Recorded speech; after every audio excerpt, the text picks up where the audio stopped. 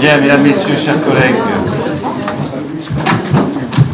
si vous le voulez bien, on va commencer par faire l'appel. Donc la parole est au plus jeune d'entre nous, Mathieu Morateur, secrétaire de séance.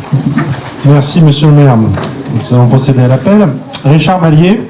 Présent. Alain-Paul Aventron. Marie-Odile Armandon. Mathieu Pietri. Monique Salomon. Roger Mossé. Corinne Lemeu. Edmond Otégian. Édouard Alessander. Mathieu Morateur présent. Claude Lampeau. Armand Chamelin. Claudie Lachartre. Colette Toulec.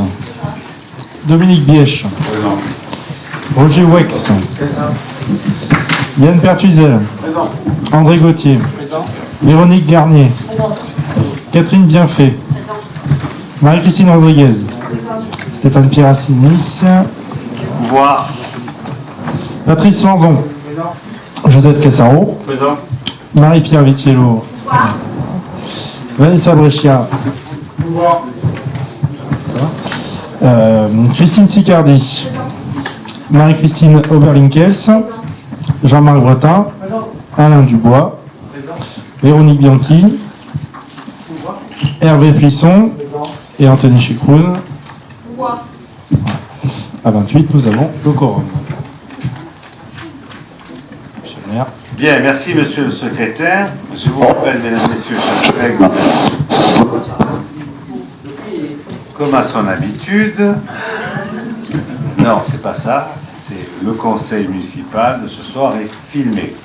Ce qui veut dire que ceux qui ne souhaitent pas être filmés veuillent bien se retirer. Voilà. Alors permettez-moi d'adresser mes félicitations aux organisateurs et participants du carnaval sur le thème des Antilles, que j'ai eu le plaisir de voir toute cette magie dans les yeux de nos plus jeunes, puisque j'ai été au départ de cette manifestation. Je voudrais aussi souligner l'implication des agents municipaux et principalement cette année, celle des services techniques dans la préparation des chars.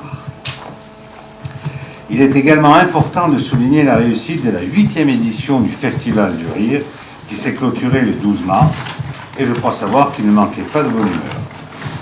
Côté château, je souhaite vivement vous recommander un artiste, Mathieu Pirot, que j'ai pu découvrir lors du dernier café-concert samedi dernier, il y a 2 jours, pour un formidable solo piano-chant. Toujours au château, l'exposition des ateliers proposés par l'association ABC d'Art est terminée depuis le 19 mars, fera place à partir du 2 avril aux réalisations de l'association Récréation. Côté bibliothèque, la causerie du 2 mars sur le thème du polar proposé par notre ami Jean-Louis Pietri, entre autres, a une fois de plus captivé un grand nombre de lecteurs. Il faudra encore patienter jusqu'au 6 avril prochain pour une lecture des Fables de La Fontaine par le Badaboum Théâtre. Enfin, le 1er avril. Non, ce n'est pas un poisson d'avril. Vous pourrez participer à la 4e édition du festival Mon échappée belle dans la salle des fêtes avec un spectacle intitulé L'intrépide soldat de plomb. Je vous rappelle que ce festival est né d'une association avec les communes de Lambesc, Simiane et Venelle pour faire découvrir les contes et le théâtre d'ombre et d'objets. Amateurs de véhicules et de sensations fortes, n'oubliez pas non plus que la traditionnelle course de côte se déroulera lundi prochain, donc le 28 mars, au niveau de la Baume du Loup, et évidemment de la place de l'Hôtel de Ville. Le conseil municipal de ce soir traitera principalement des finances communales, puisqu'il vous sera proposé le vote du budget, mais quand j'ai dit budget, vous savez qu'il y a le compte administratif de chaque section, eau, assainissement, le SPIC, et puis le budget de la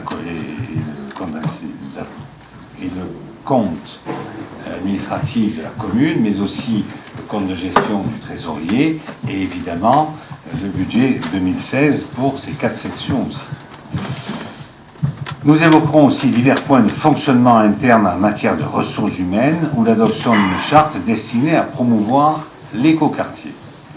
Notez sur votre agenda qu'un spectacle au profit de l'orphelinat de Gavard, qui est au Haut-Karabakh, sera donné vendredi soir aux Terres Blanches. Pour tous ceux qui, comme moi, soutiennent la cause Karabatsi, j'aurai le plaisir de vous y retrouver. Place à l'ordre du jour, mais je vous informe que la délibération numéro 11 est retirée de l'ordre du jour. Et puis, Yann Pertuzel a souhaité intervenir. Monsieur le conseiller municipal, vous avez la parole.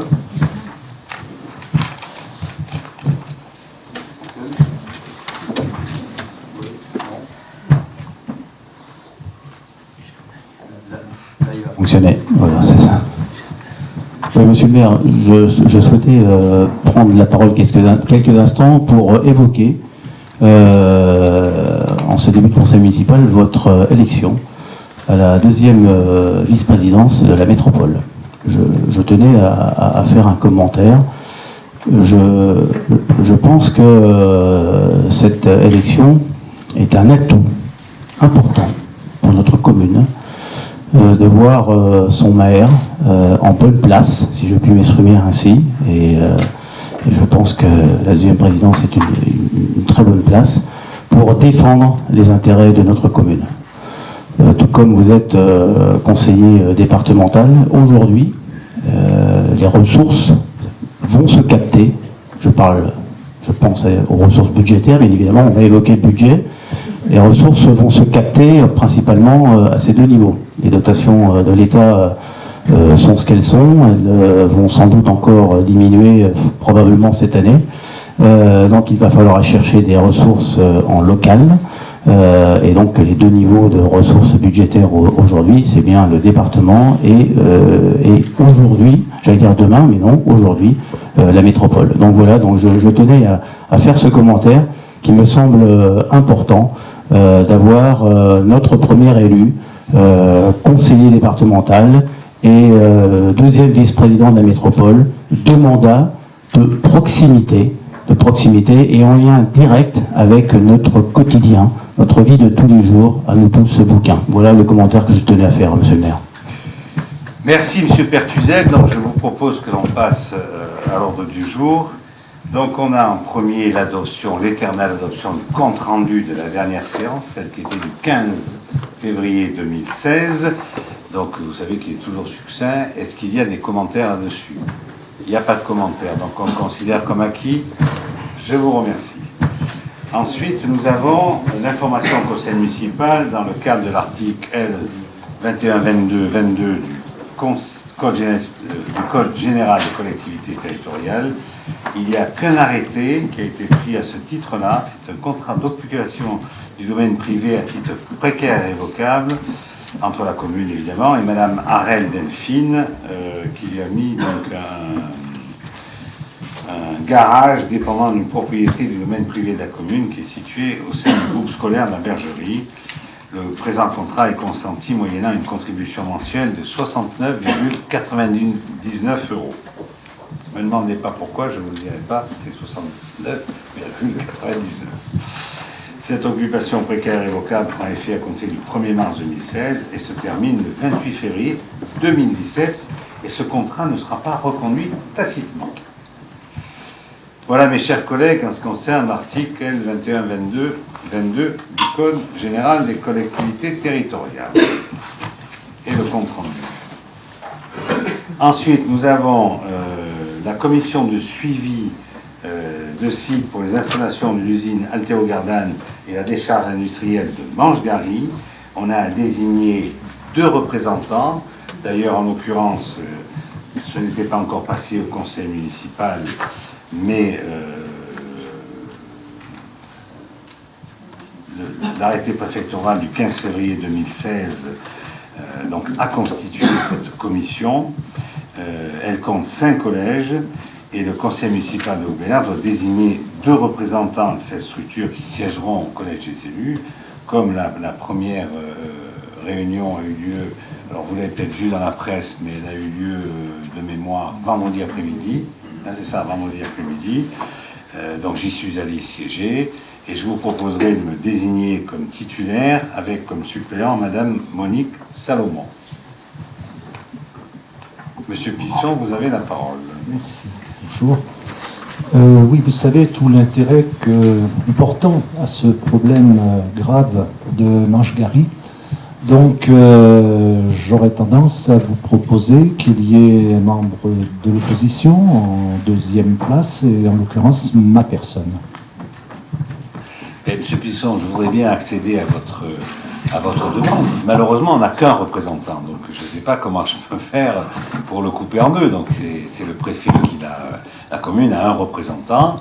Il vous est proposé que ce soit son maire. Et évidemment, il faut qu'il y ait un suppléant. Donc on met Madame Salomon, qui est un de mes adjoints, mais dites-vous bien que, compte tenu du contexte du dossier, j'y suis déjà allé et j'irai siéger personnellement au comité de suivi qui se réunit en préfecture. Le prochain, c'est avant la fin juin. Voilà. Moi, je voudrais bien accéder à votre demande, mais j'ai qu'une place. Donc, voilà. Vous savez comment on dit, la plus belle femme du monde ne peut donner que ce qu'elle a. Alors, la plus belle femme du monde, je trouve que ça me va très bien. Voilà, donc je mets au voie cette délibération. Est-ce qu'il y a des voix contre? Abstention non plus, unanimité, je vous remercie. Ensuite, nous avons création de 2 postes et suppression d'un poste au réduit des effectifs. Bon, mais ça, c'est ce que vous voyez fréquemment, puisque là, il s'agit de... C'est passé d'ailleurs en comité technique lundi dernier, c'est ça? Hein, le 14, voilà. Avec évidemment un avis favorable. Bon, il y a une mutation, donc on a perdu un adjoint administratif de 2e classe à temps complet. Et par contre, on a un agent qui a réussi au concours et qui est rédacteur principal de deuxième classe à temps complet. Donc on ouvre ce poste-là et je vous propose évidemment de supprimer celui qui va devenir rédacteur principal de deuxième classe, qui est un rédacteur principal à temps complet. Voilà. Est-ce que vous avez des questions là-dessus? Pas de questions, je mets au voie cette délibération. Voix contre, il n'y en a pas. Abstention non plus, unanimité, je vous remercie. Nous avons délibération suivante, il s'agit de la convention de mise à disposition entre la commune et le CBG. Vous avez eu la convention qui vous a été proposée.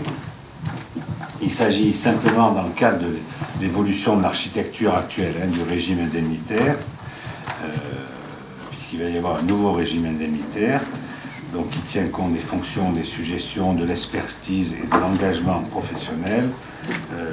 Il vous est proposé de faire une convention avec le CDG pour nous aider là-dedans. Et c'est qui nous mettra donc à disposition 2 agents de catégorie A. Et c'est pendant 10 jours et demi. Et c'est une convention qui nous coûterait de l'ordre de 9 765 €. Monsieur Pisson, vous souhaitez avoir la parole, vous l'avez. Oui, juste une petite remarque, il est bien précisé que l'objet est de rationaliser et simplifier le paysage indemnitaire. La simplification commence par quand même l'obligation de faire appel à 2 spécialistes pendant 21 jours au total. C'est juste une petite remarque au passage. Enfin, 21 jours, puisqu'ils sont 2, mais en fait, c'est pendant 10 jours et demi.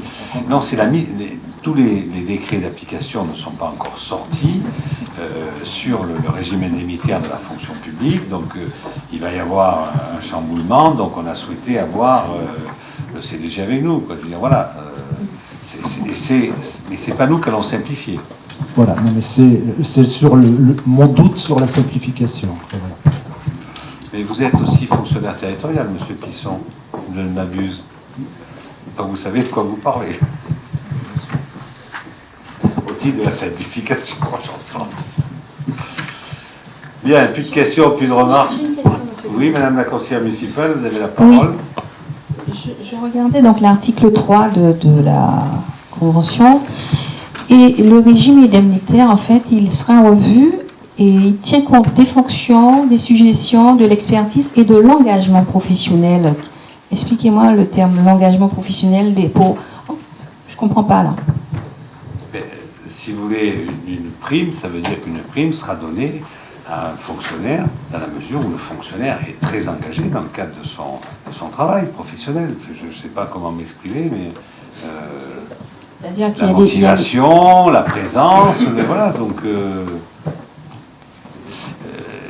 ce régime indemnitaire a été prévu pour éviter. Vous savez qu'en plus, par exemple, l'avancement à l'ancienneté et au mini n'existera plus et qui sont en train récemment de se tourner vers un équilibre à peu près au milieu. Bon.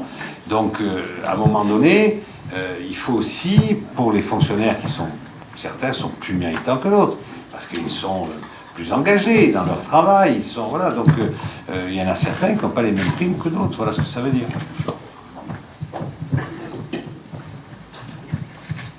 Plus de questions? Donc je mets au voie cette délibération. Vote contre? Il n'y en a pas. Abstention non plus. Unanimité. Je vous remercie. Ensuite, nous avons la revalorisation des titres restaurants. Alors c'est un avenant.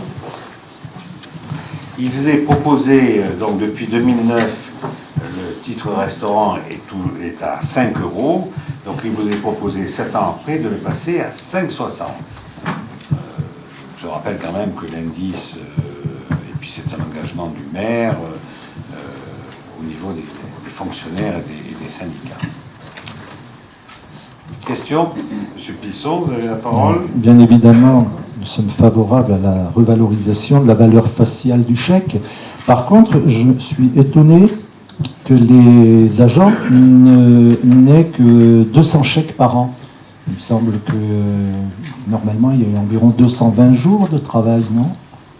C'est 20 chèques sur 10 mois.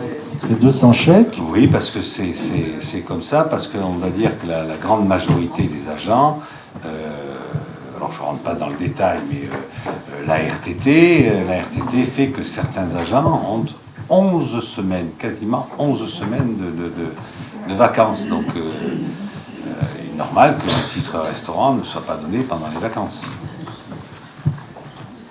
Ce qui incite donc... Enfin, ce qui veut dire que les gens qui ont choisi, je ne sais pas s'il y a plusieurs formules à RTT, mais s'ils ont choisi une formule à RTT à 35 heures effectives, ils travaillent 5 jours par semaine, donc eux, ils ont une vingtaine de jours où ils n'ont pas de ticket restaurant. Alors, au niveau des vacances du personnel ou de la RTT, donc ils ont évidemment 5 semaines, c'est-à-dire 25 jours ouvrés, comme tout le monde. Plus, il y a ce qu'on appelle les jours d'ancienneté, c'est-à-dire qu'ils ont, alors je ne sais pas comment, je n'ai pas en tête, hein, ça ne me vient pas en tête, mais suivant le... Pardon? Bon, maximum 5 jours d'ancienneté, donc on est donc à 30 jours, puis après s'ils découpent leur congé, ils ont aussi, ou s'ils ne découpent pas leur congé, ils ont aussi des 2 jours, je ne sais pas si c'est 2 jours de fractionnement, et puis ils ont les jours d'ARTT qui peuvent aller jusqu'à, si je ne m'abuse, 29 jours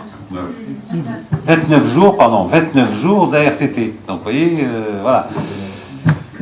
Par contre, vous avez le personnel scolaire qui, lui, travaille que 10 mois, mais c'est vrai qu'ils sont annualisés. Voilà, donc tout ça fait que, bon, donc ils ont 10 mois par an les titres restaurants. Là, je rappelle que les titres restaurants, c'est quand même 60% employeurs et 40% employés. Hein, donc ils payent 40%, même si on augmente, ça ne va pas nous coûter 60 centimes de plus par titre restaurant, puisque nous n'en prenons que 60%, ça nous coûtera 36 centimes. Et l'agent, lui, paiera 24 centimes.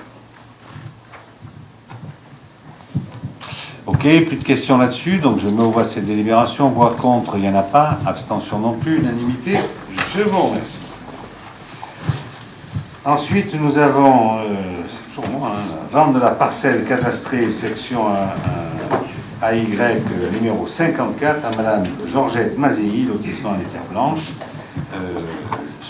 Excusez-moi, Madame, je vais encore parler d'avant, le mandat d'avant, puisque ça a été vendu aux riverains. Au demeurant, je trouvais que cette position de la commune n'était pas mauvaise, parce que c'est de la forêt et on obligeait les gens à l'entretenir, à la débroussailler. Donc, a été vendu tout au long des Terres Blanches, un morceau de forêt, alors je ne sais plus combien exactement, mais il y a un seul propriétaire qui ne l'a pas acheté et qui aujourd'hui souhaite l'acheter, c'est Madame Georgette Mazéi. Voilà. Donc c'est 400 mètres carrés et les domaines l'ont estimé à 9 € du mètre carré. Voilà. Je rappelle simplement que c'est inconstructible puisqu'il s'agit de forêt et il y a de laisser leur milieu et du ND. Voilà. Voilà, donc tout simplement, je vous demande de m'autoriser à signer cette cession. Pas de questions là-dessus, donc je me vois cette délibération, voix contre, il n'y en a pas. Oui, monsieur Plisson. Excusez. Oui, j'attire votre attention sur le fait qu'il ne faudrait pas quand même que cette pratique de progressivement céder du territoire public, là je comprends bien que c'est le dernier qui ne l'avait pas fait, hein. Bon, c'est pas sur ce cas-là, c'est en général de façon à ce que ça ne fasse pas boule de neige et que les propriétaires ne disent pas, bah, tiens, je suis prêt à acheter 20 mètres, 10 mètres, 30 mètres, 50 mètres et devoir réduire l'espace public où les gens se promènent.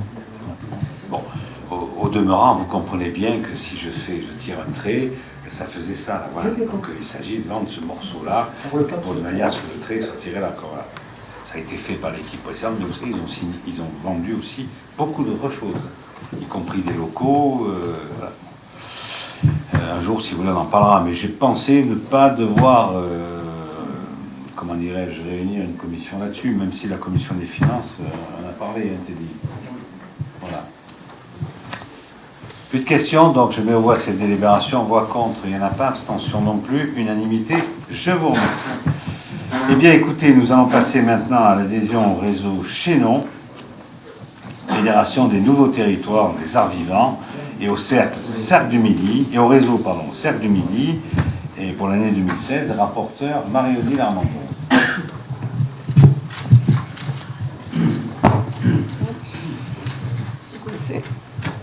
Non, ça va. Ça va. C'est pris au pied de la Donc, c'est une délibération qu'on prend chaque année. Donc, il s'agit de renouveler l'adhésion au réseau Chaînon qui fédère 250 équipements culturels et au réseau Cercle du Midi, qui est la fédération du Chaînon, qui est dans la région Provence-Alpes-Côte d'Azur et qui, elle, est constituée de 25 structures culturelles. Cette adhésion permet de bénéficier d'un réseau de programmateurs de spectacles vivants, ce qui est une aide pour le choix des spectacles que l'on programme sur la commune de Bouc-Bel-Air, et ça permet aussi d'obtenir des tarifs préférentiels et l'organisation de tournées avec d'autres villes. Pour la saison 2015-2016, par exemple, nous avons accueilli le 8 janvier un one-man show Tonicello dans Maison Chanson Pauvre à Rimeriche. Le 12 mars, offre spéciale dans le cadre du Festival du Rire, et nous avons un spectacle à venir pour le Festival Mon Échappée Belle, le 23 avril, dont monsieur le maire a parlé tout à l'heure. Le montant de l'adhésion est de 500 €. Donc il s'agit d'autoriser monsieur le maire à renouveler cette adhésion.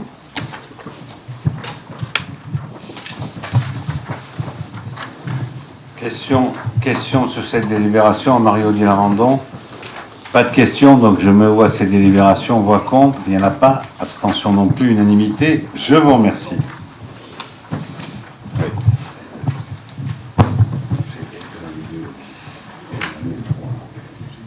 Donc là, les deux délibérations suivantes, je vais les analyser en même temps, puisqu'il s'agit de re-signer des contrats d'objectifs avec les associations à qui nous versons une subvention importante.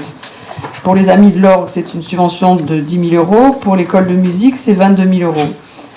Donc on a un contrat d'objectifs avec ces associations qui doit être renouvelé tous les 3 ans. Ce contrat prévoit les missions, les objectifs de l'association, les moyens mis à disposition de l'association, le suivi et l'utilisation des fonds publics.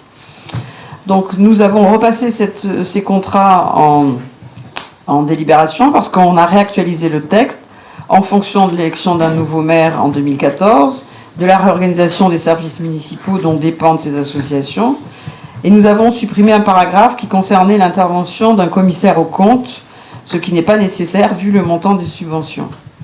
Et pour l'école de musique, nous avons inclus un nouveau local qui leur est mis à disposition pour les cours de batterie. Vous avez des questions ? Pas de questions, donc je me vois cette délibération, voix contre. Il n'y en a pas non plus unanimité. Du coup, il y a deux délits parce que Merci. j'ai parlé des deux en même temps. Même chose pour l'école de musique, même vote, je vous remercie. Alors, délibération suivante, il s'agit de la signature de la charte des écoquartiers. Donc, Monique Salomon, qu'est-ce que tu veux? Mais tu en as un à côté de toi. Je regarde toujours de ce côté.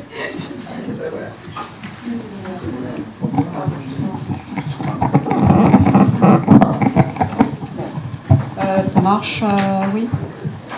Alors, la commune a été sollicitée, en fait.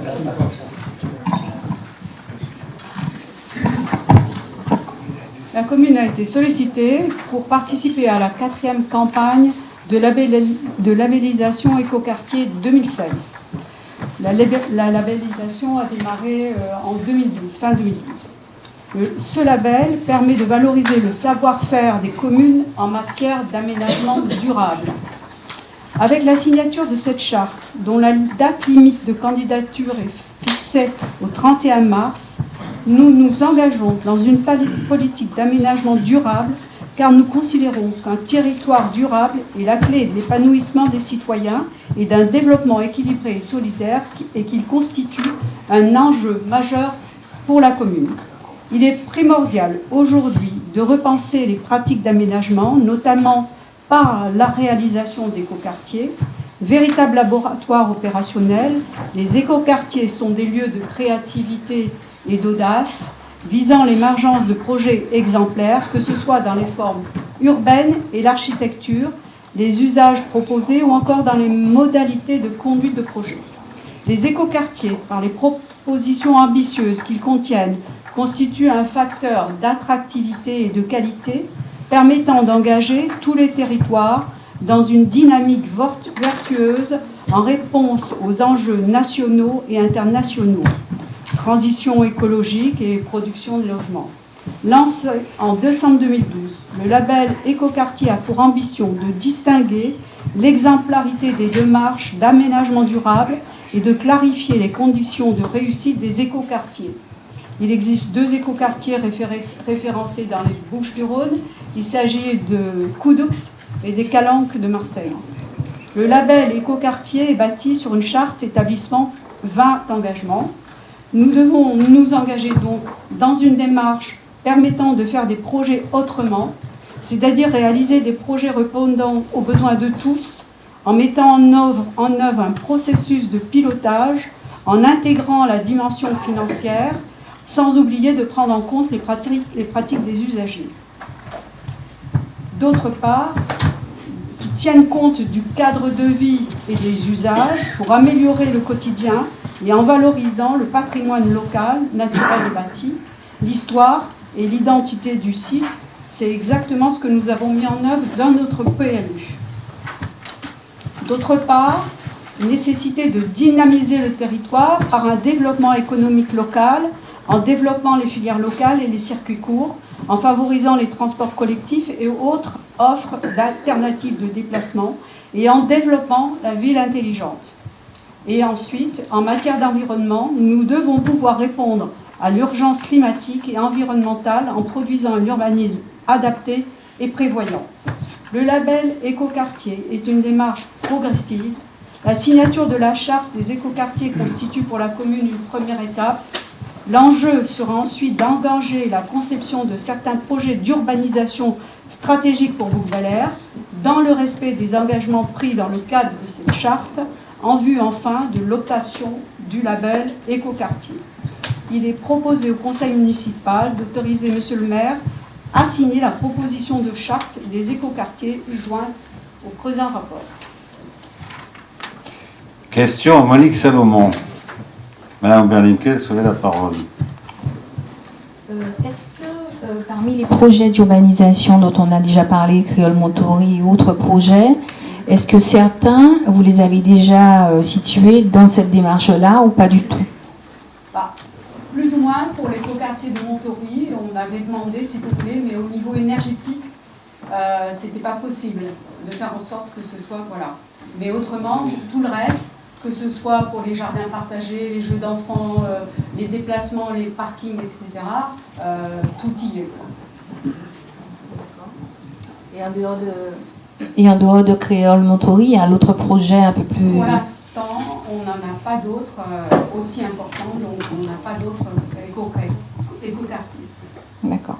Mais dites-vous bien que c'est quelque chose que nous avons en tête depuis le début, quoi. Je dis, mais encore faut-il avoir des projets d'aménagement, et qu'au niveau de l'aménagement, vous savez quelles sont notre vision, c'est qu'on a dit qu'il fallait peut-être durcir et transformer en boulevard urbain la RD 8N, arrêter les commerces et faire en sorte que nous n'ayons plus plan de campagne, mais que nous ayons un boulevard urbain.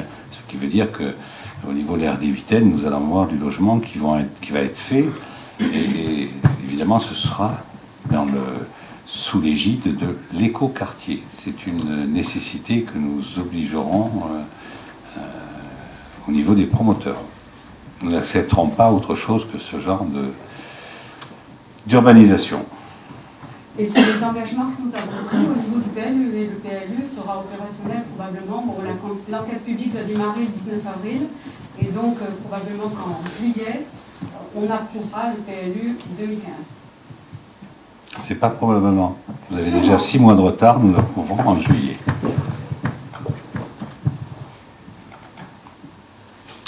Autre question? Pas de question, donc je mets au voie cette délibération. Voix contre, il n'y en a pas. Abstention non plus, unanimité, je vous remercie. Ensuite, nous avons toujours Monique Salomon qui va nous parler d'une signature d'une convention d'accompagnement avec le CAUE 13 pour la réalisation d'un cahier de recommandations architecturales, urbaines et paysagères et d'un inventaire paysage. Merci, Monsieur le maire. En fait, toujours dans un souci de pouvoir préserver en fait notre cadre de vie et celui de nos administrés, nous avons la volonté de respecter la qualité de l'architecture, de l'urbanisme et celle de notre environnement. Nous avons souhaité inscrire notre développement urbain dans un projet paysager et faire de Bouc-Bel-Air une ville nature, ce qui nous conduit à porter une attention particulière au paysage à toutes les échelles, depuis la trame verte et bleue à la valorisation des éléments de paysage structurants ou ceux à préserver dans les parcelles et à la définition d'une palette végétale pour le traitement des clôtures et des espaces extérieurs. Aujourd'hui, en accompagnement qualitatif de la procédure de révision générale du PLU, nous avons souhaité que le CAUE 13 établisse un cahier des recommandations architecturales, urbaines et paysagères, ça s'appelle un CROP, afin de sensibiliser les porteurs de projets sur les règles que nous souhaitions voir appliquées à chacun des quartiers, maisons de village ou petits collectifs, en privilégiant la réalisation de travaux dans les règles de l'art, dans le respect du contexte et de l'harmonie du paysage de Bouc-Bel-Air. Deuxièmement, de réaliser aussi un inventaire paysage des éléments et ensembles végétaux constitutifs de la ville nature, tant sur le domaine public que sur les parcelles privées visibles depuis le domaine public. Cet inventaire s'inscrit en complémentarité avec celui relatif aux éléments bâtis d'intérêt patrimoniaux réalisés dans le cadre de la révision générale du PLU. L'objectif sera d'intégrer ce nouvel inventaire paysager dans le futur document d'urbanisme de Bouc-Bel-Air avant son approbation. Le CAUE 13 a proposé à la commune un accompagnement défini par le biais d'une convention pour la réalisation de cette mission qui comprend les 2 études. Elle induit donc une contribution financière de la part de la commune d'un montant de 18 720 € correspondant au coût de l'intervention d'experts du réseau CAUE, architectes et paysagistes. Le délai maximum de réalisation des 2 études est fixé à 12 semaines. Monsieur le maire propose au conseil municipal d'approuver la réalisation d'un cahier de recommandations architecturales urbaines et paysagères et d'un inventaire paysage sur la commune, et d'autoriser monsieur le maire à signer la convention d'accompagnement proposée par le CAUE 13 pour mener à bien ces 2 études. Alors, je ne sais pas ceux qui sont... Question à Monique Salomon. Monsieur Plisson, vous avez la parole. Oui, je lis que l'inventaire doit s'intégrer au futur document d'urbanisme de Bel-Air avant son approbation. Mais ça veut dire donc après, sauf si les travaux ont déjà commencé, ça veut dire que le document ne sera pas présent lors de l'enquête publique. Je pense, enfin là, 12 semaines, il y a 12 semaines de délai, alors c'est évident, mais on pourra le rajouter après, de toute façon, après et avant l'approbation. Moi, je sais pas, j'ai un peu, je sais pas, je me demande vraiment l'intérêt de ce type de document qui arrive si tardivement. Il eût peut-être été bien de le mettre en place avant, au moment de la constitution du PLU. Je trouve que c'est un peu tard, et en plus, les préconisations architecturales sur les zones villages perchés, extension villageoise, hameaux, etc., bon, pourquoi pas, mais je pense quand même que le gros point d'interrogation, c'est quand même ce qui va se faire sur le Montory. Et c'est peut-être plutôt en matière d'extension, ou je ne sais pas quel titre, c'eût peut-être été plus intéressant de mobiliser des spécialistes de l'art sur ce qui se fera dans les quelques années qui viennent sur Montory, plutôt que sur des zones où, bon, somme toute, l'essentiel est déjà fait. Voilà, donc je sais pas, bon, et ensuite, bon, je ne connais pas cette structure, CAUE 13, est-ce que c'est lié au conseil départemental? Bien sûr. De toute façon, la commune a signé une convention avec le CAUE depuis 2003. D'accord? Donc, c'est pas hier. Et d'autre part, donc on a un architecte conseil qui vient et qui est à la disposition des habitants, des administrés qui viennent déposer des permis, etc. Et cet architecte regarde et les conseille. Il nous a conseillé aussi par rapport au permis, si vous voulez, de Montory. Donc ça existe depuis 2003. Là, c'est un complément. Parce qu'on a voulu recenser, si vous voulez, et toute la végétation, tous les arbres, etc., qui existent. Et donc, c'est pour ça qu'on leur a demandé de nous faire une étude pour qu'on puisse intégrer le patrimoine végétal à protéger. Et d'autre part, on veut aussi, et d'ailleurs, je vais vous faire passer cette palette, parce qu'ils ont, si vous voulez, défini un respect, si vous voulez, des maisons et une architecture qui soit comme celle-ci, hein, de village. Et ça, c'est à la disposition des gens qui viennent nous déposer les permis. Donc ça existe. Ce qui ne fait que confirmer ma question, pourquoi ceci n'a pas été fait en amont de la mise en place du PLU, quoi. C'est vraiment au dernier moment, on rajoute. C'est un plus, mais non, mais c'est un plus. Mais sans plus, mais c'est un plus. Ça aurait été encore un plus si ça avait été fait un an avant, hein, par exemple. Là, il s'agit principalement du bâti existant. Pour les extensions, mais oui, c'est votre ami Madame Duflot qui a permis ces extensions que quelquefois on n'arrive plus à contrôler. Donc voilà, donc il est important aussi qu'il y ait une définition au niveau de l'architecture, que ça s'intègre dans le paysage, des extensions des maisons ou de logements supplémentaires dans ce cadre-là. Après, le CAUE va intervenir sur un projet d'aménagement dans le cadre de sa mission normale, et que là, le CAUE fasse un cahier de recommandations qu'on annexera à notre PLU, et je vous l'accorde, ça aurait été mieux si c'était fait peut-être avant, bon voilà, mais écoutez, bon, mieux vaut tard que jamais, donc ça sera annexé au règlement et au PLU, donc que nous approuverons donc au mois de juillet. Donc ils ont largement le temps de faire leur étude pour qu'elle soit approuvée.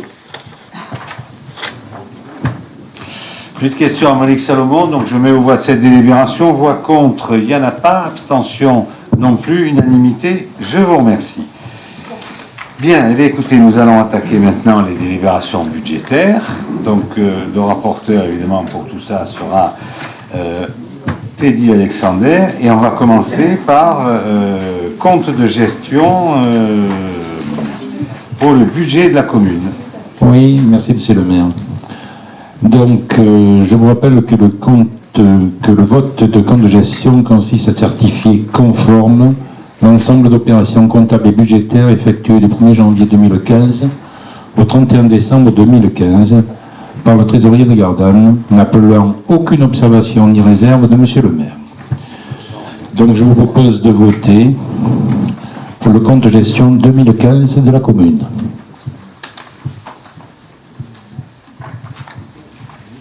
Voix contre pour le compte de gestion, il n'y en a pas. Abstention non plus, unanimité, je vous remercie. Donc nous passons d'abord à l'eau. Nous continuons par l'eau. Maintenant, la gestion de l'eau. Donc, je vous propose de procéder au vote pour le compte de la gestion de l'eau. C'est toujours Bien, la écoutez, même passons au procédure. compte de gestion pour la section eau. Voix contre, il n'y en a pas. Abstention non plus, unanimité, je vous remercie. L'assainissement, c'est même vote, l'assainissement. Ok, merci. Ensuite, nous avons le SPIC. Cimetière. Donc, vote sur le SPIC. Même vote, je vous remercie. Donc on va passer maintenant au compte administratif, qui est identique au compte de gestion, mais qui est le compte de l'ordonnateur. Donc si vous avez des questions, posez-les, parce qu'après je me retirerai. Le premier adjoint présidera le conseil municipal, puisque vous allez voter sur le compte que je vous présente. Donc il est normal que je me retire de la salle, c'est comme ça que l'on fait. Est-ce que vous avez des questions à poser sur les comptes administratifs, puisqu'ils sont au nombre de 4? Donc pas de questions, mais écoutez, avant que le premier adjoint mette aux voix, Donc, le vote du compte... Je le mets en sorte. Alors, le vote du compte administratif de l'exercice 2015 est exécuté par M. Charmalier. Le projet de délibération vous est transmis pour le Conseil. Je vous propose une présentation des chiffres clés à savoir. Vous avez devant vous un tableau. Donc pour la commune, en recettes de fonctionnement, un réalisé avec reprise des résultats reportés de 21 176 097. En dépenses de fonctionnement réalisé de 17 536 174 51. Soit un résultat définitif excédentaire de 3 612 422 49. Vous pouvez regarder le tableau. En recettes d'investissement, un réalisé de 15 309 216 61. En dépenses d'investissement, réalisé avec reprise des résultats reportés de 16 908 421 75. Soit un résultat de clôture déficitaire de 1 599 205,14. Et donc un résultat définitif déficitaire de 863 509,47 avec la prise en compte des restes à réaliser en recettes de 2 321 914,76 et en dépenses de 1 586 219,09. Je sais, c'est un peu rébarbatif, mais c'est comme ça. Je vous propose de procéder au vote. Je mets cette délibération aux voix. Qui est contre? Qui s'abstient? Unanimité, je vous remercie. Alors nous passons à l'eau. En recettes de fonctionnement, vous avez toujours le tableau devant vous.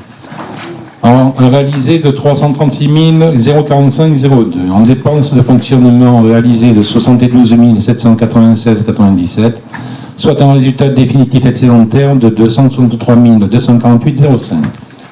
En recettes d'investissement réalisé avec reprise des résultats reportés de 1 106 570,67.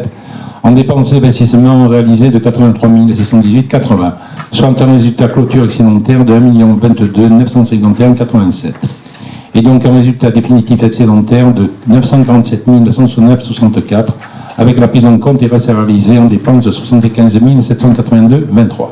Je vous propose de procéder au vote. Qui est contre? Qui s'abstient? Unanimité, je vous remercie. On continue maintenant pour l'assainissement.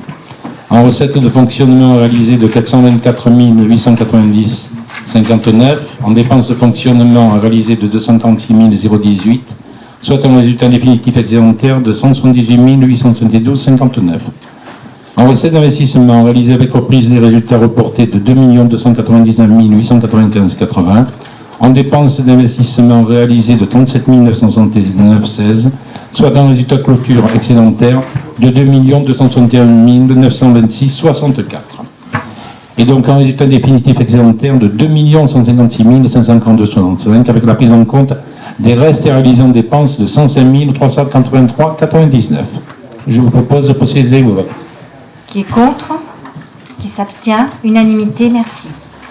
Bon, le dernier, le SPIC cimetière, nous avons en recette de fonctionnement réalisé de 23 688,45, en dépenses de fonctionnement réalisées avec reprise des résultats reportés de 22 518, soit un résultat définitif excédentaire de 1170,45. En recettes d'investissement réalisées de 22 500, en dépenses d'investissement réalisées avec reprise des résultats de 65 500, soit un résultat définitif déficitaire de 43 000. Je vous rappelle que nous sommes les propriétaires des stocks. C'est pour la raison pour laquelle nous avons un déficit. Je vous propose de procéder au vote. Qui est contre? Qui s'abstient? Unanimité, merci. Monsieur le maire, on peut revenir.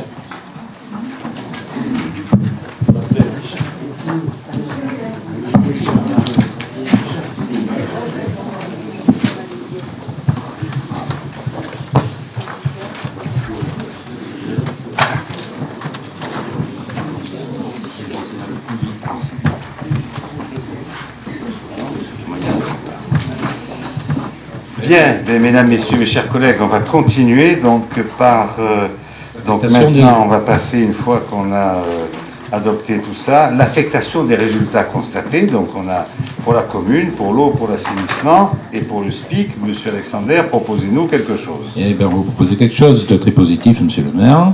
Je vous propose d'affecter le résultat de la section de fonctionnement dans l'exercice 2015. Vous avez toujours le tableau, ce qui vous permettra de comprendre. Soit 3 612 422,49 de la manière suivante. Compte 002, excédent antérieur reporté 2 738 913,02. Compte 1068, excédent de fonctionnement capitalisé 863 509,47. En fait, si vous voulez, nous couvrons le déficit d'investissement avec 863 509 et nous gardons en section de fonctionnement 2 748. Je vous propose de procéder au vote. Donc il vous est proposé d'affecter juste une chose d'assez... On parlait du budget de la commune, M. Alexander. Là. Commune, oui, monsieur le maire. Vous avez vu qu'on a un excédent important, parce qu'en fait, souvenez-vous, quand en été 2015, on a vendu l'école des Chabots. Donc on a encaissé 1 450 000, c'est pour ça qu'on a un excédent important. Donc il vous est proposé de l'affecter, et vous le verrez après, que ça servira dans l'autofinancement au niveau du budget d'investissement de la commune. Pas de questions, donc je mets au voie cette délibération d'affectation du résultat. Voix contre, il n'y en a pas. Abstention non plus, unanimité. Je vous remercie. Faisons de même pour le budget de l'eau. Alors, le budget de l'eau, je vous propose d'affecter le résultat de la section de fonctionnement de l'exercice 2015, soit 263 248,05 sur le compte 1068, excédent de fonctionnement capitalisé. Je vous propose de procéder au vote. Pas de questions, donc je mets au vote cette affectation du résultat eau. Voix contre, il n'y en a pas. Abstention non plus, unanimité. Je vous remercie. Faisons de même pour l'assainissement. Alors, l'assainissement, même chose. Le résultat de la section de fonctionnement, soit 178 872,59 sur le compte 1068, excédent de fonctionnement capitalisé. Même opération. Voilà, donc je mets au voie cette affectation. Voix contre, il n'y en a pas. Abstention non plus, unanimité. Je vous remercie. Donc, passons, si vous le voulez bien maintenant, au vote des taux d'imposition des trois taxes municipales. Cimetière d'abord. Ah pardon, je crois qu'on avait fait cimetière, excusez-moi. Alors, le SPIC. Donc, faisons le SPIC. Alors, le SPIC, c'est donc 1170,45 € qui vont être donc sur le compte 002, excédent antérieur reporté. Même opération. Donc, je mets au voie cette... affectation du résultat, voix contre, il n'y en a pas, abstention non plus, unanimité, je vous remercie. Et bien maintenant, mesdames et messieurs, passons au vote des taux d'imposition des trois taxes municipales pour l'année 2016. Rapporteur, Teddy Alexander. Alors, monsieur le maire propose de ne pas modifier les taux d'imposition des trois taxes. De ce fait, et au vu des projets de délibération en votre possession, je vous propose de voter les taux suivants. 19,94 pour la taxe d'habitation, 22,79 pour la taxe sur le foncier bâti, 32,29 pour la taxe sur le foncier non bâti. Je vous propose de passer au vote. Simplement une remarque, c'est que malgré, vous verrez d'ailleurs la baisse de nos ressources, donc il vous est proposé de maintenir le taux des 3 taxes qui sont sur les ménages bouquins, à savoir la taxe d'habitation, la taxe sur le foncier bâti et la taxe sur le foncier non bâti. Question là-dessus? Pas de question. Donc je mets aux voix ces taux d'imposition. Voix contre. Il y en a 2 contre. Abstention. Donc 2 contre et tout le reste favorable. Merci. Donc je vous propose de passer à la délibération suivante, qui est en fait le budget primitif de la commune, le budget général. Rapporteur Teddy Alexander. Donc, avant toute chose, je vous dirais que naturellement que le budget s'équilibre en section de fonctionnement 10 472 278 80, en section d'investissement 12 264 609 95, pour un total de 31 736 88 75. Mais avant, il faudrait peut-être parler un petit peu de comment ce budget a été élaboré, dans quelles conditions. D'abord, nous avons un contexte national, nous avons un désengagement de l'État. Une diminution de la DGF de 349 000 euros par rapport au budget primitif 2015, soit 770 000 euros depuis 2013, dernière année pleine. La réforme de la DGF annoncée, mais reportée au 1er janvier 2017, prévue à enveloppe constante, elle accentuera la baisse de dotation pour de nombreuses communes. À la date où nous votons le budget, nous ne connaissons pas la réalité de la DGF. Nous l'avons uniquement budgétée, mais elle peut être supérieure, ce qui a été le cas de l'année dernière. Après, il y a de nombreuses dépenses supplémentaires ordonnées par l'État. Quelques-unes pour voir un petit peu la perte de recettes que nous allons avoir en plus de l'augmentation de dépenses que nous allons avoir en dehors de cette perte de recettes. La loi SRU, 216 000. Les fonds de péréquation communale et intercommunale, c'est-à-dire les communes riches, dites comme Groupe Bel Air, qui payent pour les communes pauvres, va nous coûter 167 000 euros. Alors qu'en 2012, elle nous avait coûté, nous étions prélevés de 16 000 euros. L'augmentation des points d'indice des fonctionnaires avec les charges va nous augmenter de 210 000 euros. Les temps d'activité périscolaire, 200 000. En fait, tout ça, entre la diminution des recettes et l'augmentation des dépenses, ça va coûter à la commune plus d'1 150 000 euros.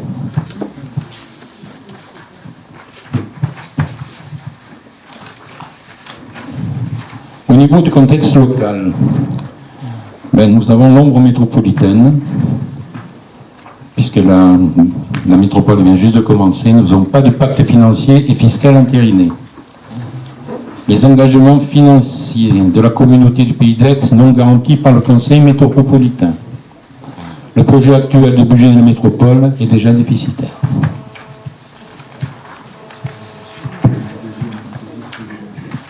Donc au niveau de la stratégie financière, nous sommes obligés de faire plus avec moins. Comme vous l'a dit Monsieur le maire, pas d'augmentation des impôts pour les bouquins. Nous avons maintenu les taux. Diminution des dépenses et optimisation fonctionnelle, maîtrise de la masse salariale, optimisation des dépenses, négociation d'emprunts, service achat. Ce que nous avons fait l'année dernière, en rachetant un emprunt qui dépassait 4 euros, nous l'avons passé à 4%, il est passé à 1,80 €. Augmentation de l'autofinancement. Recours aux subventions départementales et métropolitaines pour financer tous les projets du mandat. Simplement, je te coupe, Teddy, je voudrais interpeller l'opposition là-dessus, sur votre vote, où vous avez voté contre les taux d'imposition. Est-ce à dire que vous auriez souhaité qu'on augmente les taux d'imposition compte tenu de ce qu'on vient de vous dire? Notre stratégie à nous, elle est claire, pas d'augmentation des impôts locaux, par contre on fera à côté la réduction des dépenses comme il se doit. Très bien, on n'avait rien à dire, ok, allez, Teddy, on continue. Bon, maintenant on va passer au budget 2016 en chiffres. Alors donc une meilleure gestion, donc notre budget global est de 31 736 888 75. Donc en fonctionnement recette 19 472 218 et on dépense bien sûr le même montant. nous avons un virement à la section d'investissement de 2 998 175,33. Je rappelle qu'il est aussi important parce que nous avons vendu les chameaux l'an dernier et qu'ils sont dans c'est la moitié de cette somme, quoi, en fait. Hein. Le reste, c'est notre excédent de fonctionnement. Donc nous avons un investissement 12 264 609,95. Vous avez donc des petits graphiques qui vous permettent de vous rendre compte de la répartition dans des recettes de fonctionnement de 19 millions, les ressources fiscales, les attributions de compensation, les différentes dotations et les autres produits. Les autres produits, c'est en fait les redevances, les loyers, les concessions. Les ressources fiscales, vous voyez que ça augmente de peu, mais en fait c'est dû tout simplement à la revalorisation due à l'inflation, qui est votée par le Parlement, la loi de finances, je crois que c'est 1% cette année, mais en plus, évidemment, vous avez des logements nouveaux qui ont été construits, donc qui arrivent à être imposés donc cette année par rapport à l'an dernier, soit du foncier, soit de la taxe d'habitation. Oui, c'est le cas des 8 millions, puisque ça concerne la taxe foncière et la taxe d'habitation. En dépenses réelles de fonctionnement, nous en avons donc pour 19 472 278,80. Donc vous avez les charges de personnel qui ont légèrement diminué. En fait, elles ont diminué pour une raison simple. C'est que nous avons eu l'année dernière beaucoup de maladies et donc que nous avons été remboursés par les mutuelles donc, et par la sécurité sociale. Les subventions, ce sont les subventions aux associations. Alors là, vous avez un chiffre qu'il faut quand même commenter. Vous avez 318 000 en 2015 et vous n'avez que 294 000 en 2016. Le chiffre est faux. Parce qu'en fait, si vous voulez, les 318 000, il était compris l'association au comité des fêtes, qui n'a plus de subvention cette année, puisque la mairie a récupéré cette activité. Donc en fait, les 294 000 euros montrent une augmentation des subventions aux associations. Après, vous avez les autres charges courantes. Il faut préciser que c'est à champ constant, quoi. Je veux dire, bon, on n'a plus le comité des fêtes. Oui, mais c'est absolument. Donc par rapport à 2015, mais c'est pas un chiffre faux, c'est le chiffre, il est vrai, mais il faut relativiser, c'est à champ constant. Voilà, donc si vous voulez, après nous avons les autres charges courantes, qui sont des subventions que nous versons, les IGV, des indemnités, etc. Et vous pouvez constater que les charges financières ont quand même diminué cette année, car nous n'avons pas fait d'emprunt. Nous passons aux dépenses d'investissement. Voilà, nous sommes 12 264 609,95. Donc l'investissement nouveau. Donc, troisième gymnase, études de chapelle œcuménique, foyer des bergers, chauffage d'église, stade de Moussou, station de potabilisation et RRD 8N. Voilà. Il est prévu un emprunt de 600 000 euros. Mais en fait, comme il n'est pas dit que nous l'utilisions, ça dépendra un petit peu des circonstances. Vous avez par exemple donc les graphiques de l'emprunt et des dettes. Vous pouvez constater que notre dette a diminué entre 2014 et 2015 et vous avez aussi le montant de l'annuité de la dette qui a diminué. Donc maintenant nous allons faire un focus sur la baisse de la TGF. Je vous l'ai donc nous en avons parlé en début, vous n'avez qu'à voir un petit peu, c'est assez affolant. Nous avions en 2013 1 896 000, nous avons en 2016 1 127 000 et nous aurons sûrement en 2017 800 000 euros. C'est-à-dire que nous aurons perdu, avec ce mandat, avec cette équipe qui nous gouverne, plus d'1 million d'euros au niveau de la DGF. Je précise quand même à l'ensemble du conseil municipal que ce qui vous est marqué 1 127 000, c'est une prévision, parce qu'on n'a pas encore reçu, bien qu'on soit aujourd'hui le 14 mars, on n'a pas encore reçu la notification de la DGF. Bon, alors, mesdames et messieurs les conseillers municipaux, juste, je souhaite me tromper. C'est-à-dire que ce chiffre-là soit faux, c'est-à-dire qu'on est plus que prévu. Voilà. Mais on est quand même un peu, ce qui veut dire qu'on est prévoyant dans notre budget, c'est-à-dire qu'on ne prévoit pas des recettes que nous n'aurons pas. Tant mieux si nous les avons.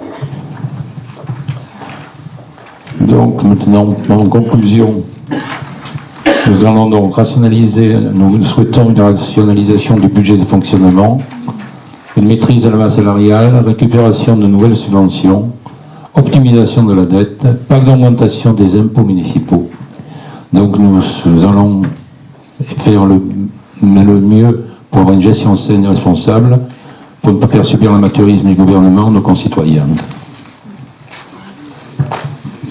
Merci, Monsieur Alexander, Monsieur l'adjoint délégué aux finances. Est-ce qu'il y a des questions sur le budget primitif de la commune 2016 ou des interventions, hein?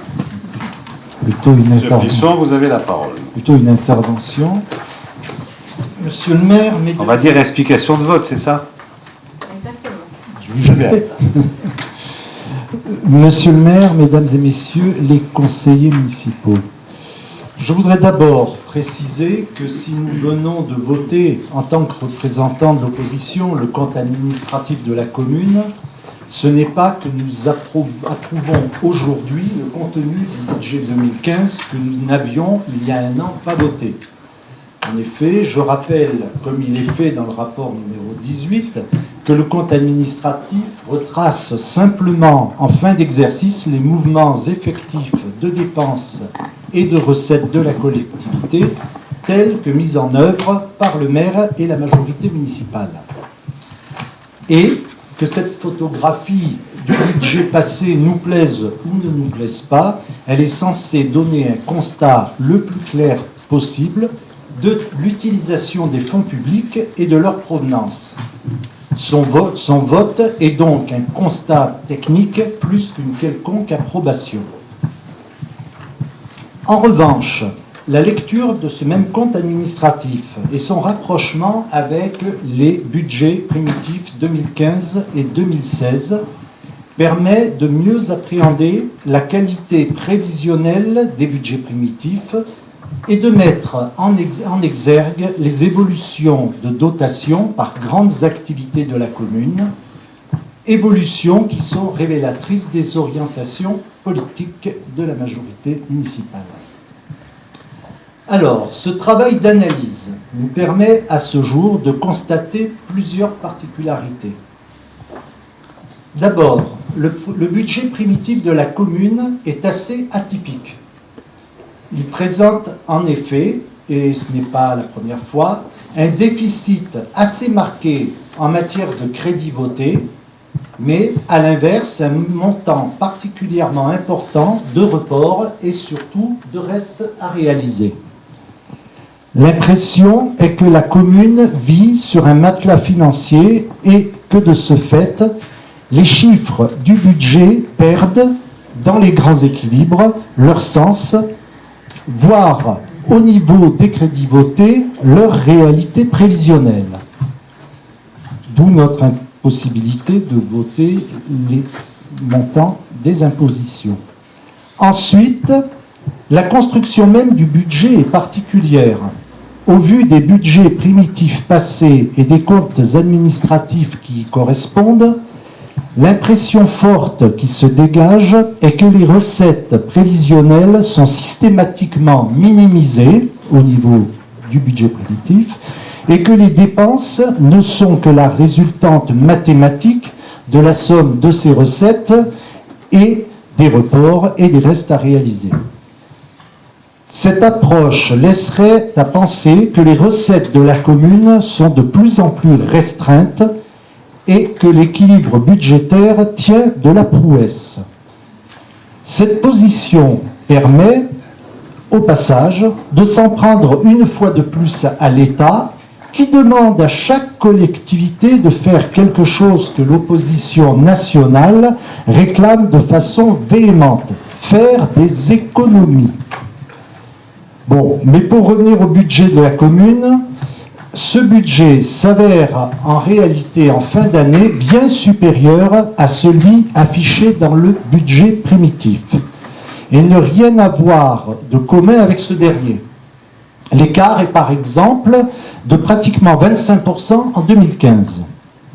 Alors certes, il est bon de montrer au niveau du budget primitif une certaine prudence dans les prévisions, tant au niveau des recettes que des dépenses.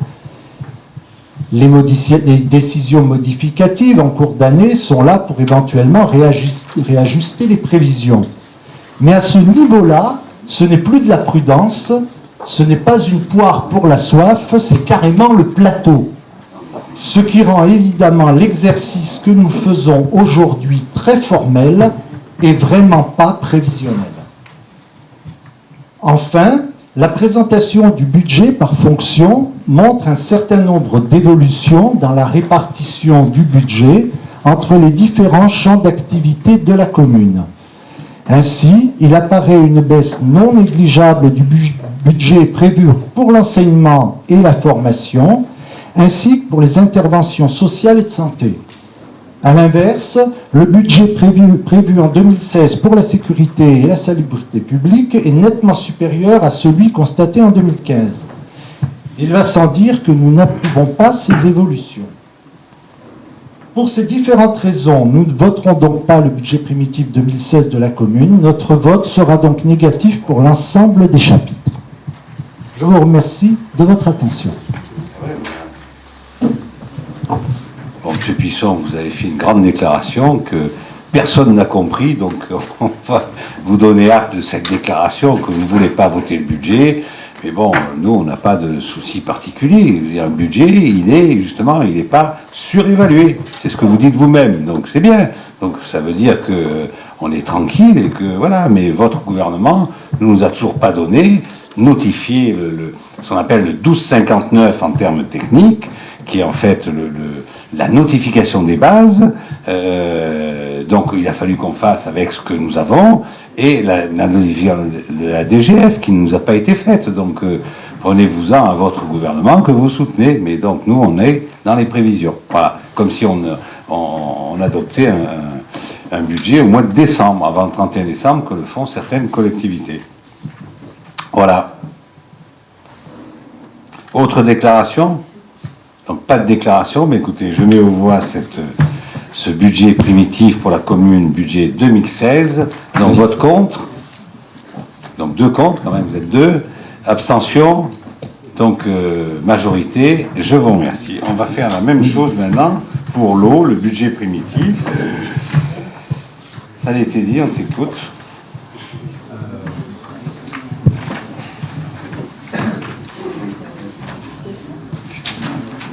Le vote est fait par chapitre.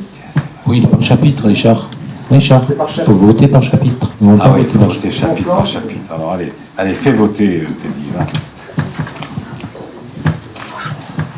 Donc je vous propose nous allons commencer donc par le budget de la commune en recettes de fonctionnement.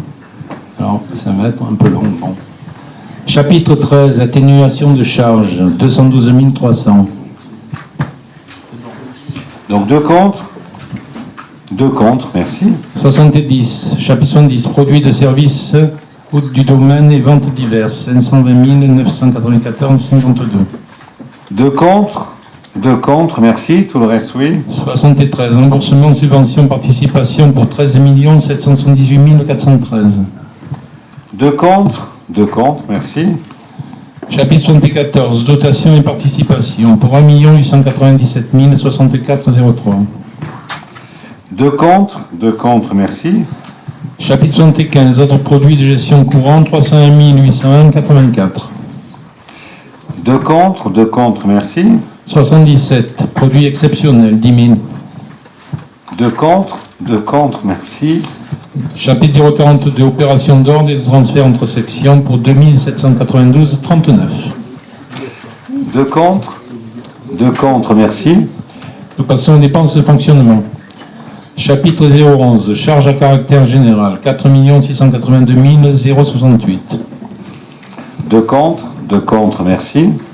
Chapitre 12, frais de personnel et charges assimilées, 8 655 450. 2 contre, je vous remercie. Chapitre 014, atténuation de produits, 387 000. 2 contre, merci. Chapitre 65, autres charges de gestion courante, 1 584 752. 2 contre, merci. Chapitre 66, charges financières, 480 615,73. 2 contre, merci. Chapitre 67, charges exceptionnelles, 28 000. 2 contre. Merci. Chapitre 023, virement à la section d'investissement, 2 998 175,33. 2 contre. Merci. Chapitre 042, opération d'ordre de transfert entre sections, 655 217,74.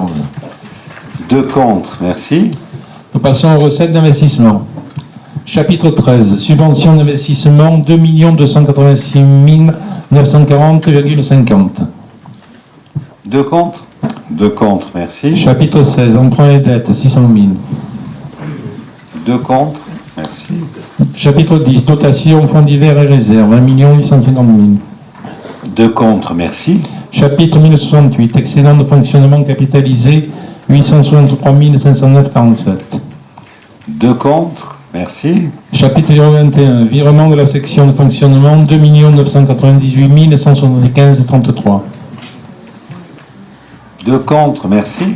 Chapitre 040, opération d'ordre de transfert entre sections, 655 217,74.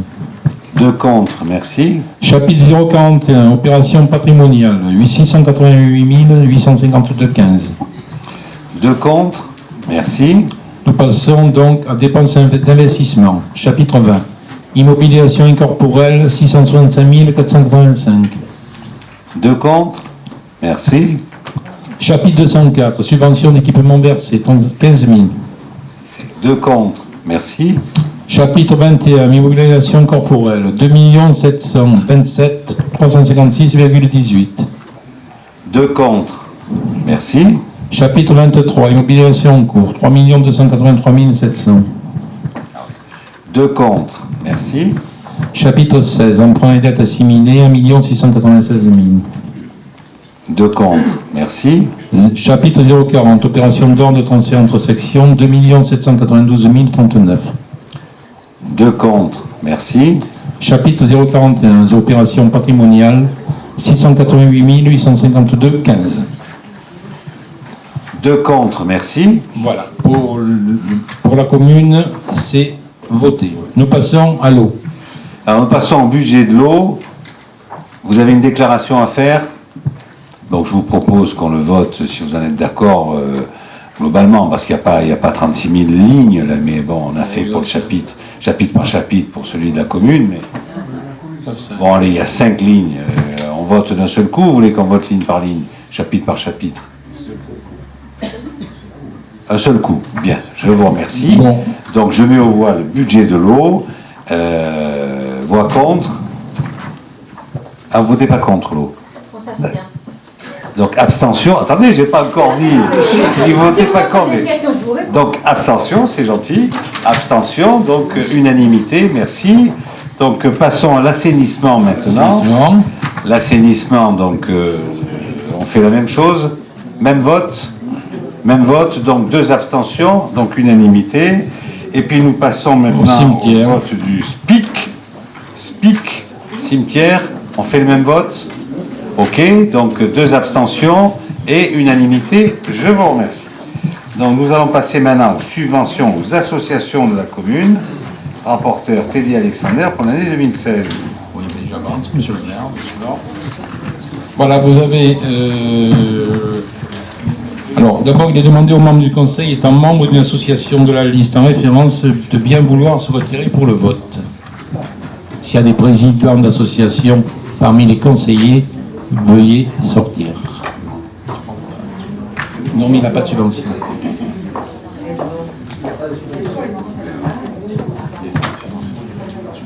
Donc, vous avez devant vous la liste des subventions à verser pour 2016.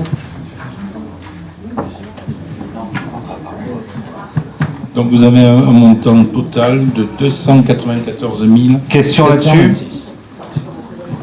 Madame Aubert-Linkels, vous avez la parole. J'ai quand même un souci par rapport aux, comment dirais-je, aux personnes, aux élus qui sont présidents d'associations.